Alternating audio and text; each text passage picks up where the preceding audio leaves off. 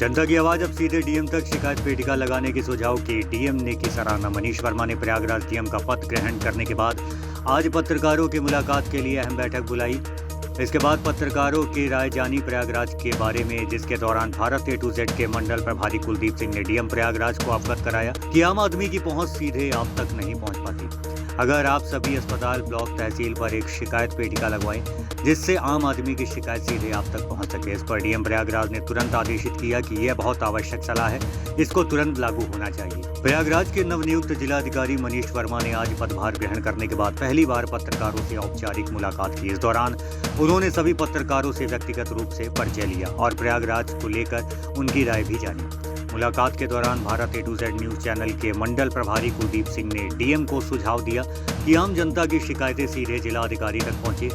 इसके लिए जिले के हर अस्पताल, ब्लॉक और तहसील पर एक शिकायत पेटिका लगाई जानी चाहिए। इस सुझाव को सुनते ही डीएम मनीष वर्मा ने तत्काल निर्देश जारी करते हुए कहा है कि यह एक अत्यंत आवश्यक पहल है जिसे तुरंत लागू किया जाना चाहिए। उन्होंने अधिकारियों को आदेशित किया है कि जिले भर में जल्द से जल्द शिकायत पेटिका लगवाएं, उन्हें नियमित रूप से खोला जाए और जनता की समस्याओं पर शीघ्र कार्रवाई हो।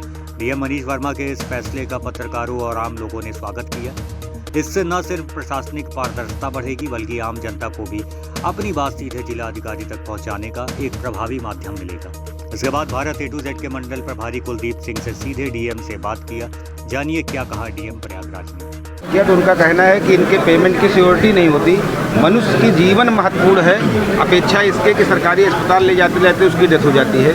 इस पर आप क्या करने वाले हैं प्रयागराज के? अब इसमें एक हम लोग इससे जुड़े हुए जो भी अधिकारी होंगे उनके साथ, चाहे वो ट्रांसपोर्ट डिपार्टमेंट के हों या हेल्थ डिपार्टमेंट के हों, और इनफैक्ट जो मेडिकल एसोसिएशन होता है, IMA होता है, उनके लोगों के साथ बैठ के और जो गवर्नमेंट की पॉलिसीज़ हैं उसके बारे में उनको बताया जाए। क्योंकि इधर पिछले कुछ समय में बहुत सारे आदेश ऐसे आए हैं जिसमें कि लोगों की जान बचाने को सर्वोच्च प्राथमिकता दी गई है, बाकी फॉर्मेलिटीज़ को वो आगे करते रहेंगे। तो इससे उनको थोड़ा सेंसिटाइज करके और उनका सहयोग लेने का प्रयास होगा और कोशिश होगी कि लोगों की जान बच सके। ये हमारी प्राथमिकता है और इसको हम लोग इम्प्लीमेंट करें। एक झूसी का जो पुल है ये वन वे कर दिया गया है इसके चलते, कांवड़ यात्रा के चलते, लेकिन जो इमरजेंसी सेवाएं हैं जैसे एम्बुलेंस है या किसी के डेड बॉडी है उसके लिए भी व्यवस्था नहीं है। वो जाम में फंस के 2-2, 3-3 घंटे तक एम्बुलेंस फंसे रहते हैं। उसमें स्थिति ये होती है कि जो मरीज है वो उनकी स्थिति और बिगड़ जाती है। इसके लिए कोई व्यवस्था प्रशासन की तरफ से नहीं की गई कि इमरजेंसी सेवाओं को